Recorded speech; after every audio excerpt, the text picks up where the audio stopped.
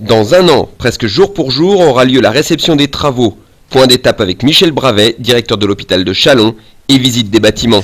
Aujourd'hui, c'est la fin de ce qu'on appelle la première phase du clos couvert, c'est-à-dire que le bâtiment est complètement étanche, fermé, façade faite, et on est en début déjà bien avancé des travaux de seconde œuvre, qui est le cloisonnement de l'ensemble de l'hôpital que vous voyez aujourd'hui.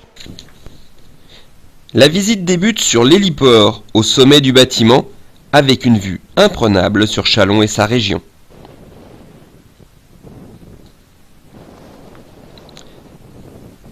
Des patios, petits et grands, rythment le bâtiment, créant ainsi les puits de lumière indispensables pour un bâtiment d'une telle largeur, dont les travaux d'isolation extérieure s'achèvent.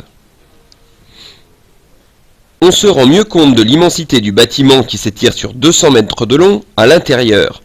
Les ouvriers sont à pied d'œuvre pour installer les cloisons et un impressionnant réseau de filets de canalisation. Les 540 chambres commencent à se dessiner, 80% seront individuelles avec salle de bain WC privatif. Les chambres à 2 lits disposeront d'une salle de bain et d'un WC séparé. Tout a été pensé dans les moindres détails, ainsi les fenêtres sont surbaissées pour que l'extérieur soit visible de chaque lit. Au deuxième étage, une immense salle technique intrigue. Elle résume à elle seule les améliorations techniques de ce nouvel hôpital.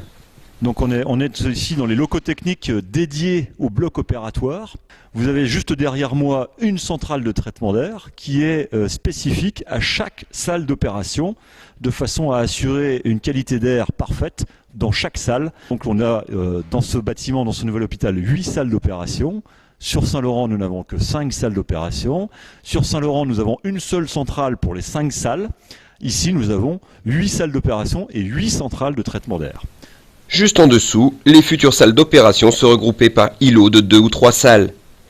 Il reste encore 1 an de travaux avant que l'hôpital ne prenne possession des locaux et 6 mois de plus pour que les premiers patients arrivent.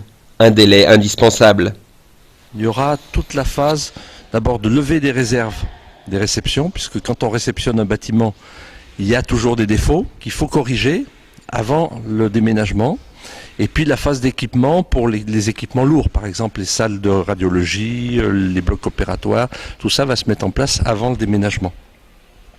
Et ensuite le déménagement, à l'automne 2011, des mobiliers qu'on déménagera de l'île Saint-Laurent, des personnels et des malades sur un processus qu'on est en train de travailler et qui devrait durer au maximum 1 mois. D'ici là, il reste encore beaucoup de travail. Mais rappelez-vous, ce n'est que début 2008 qu'a démarré la construction de cet imposant paquebot.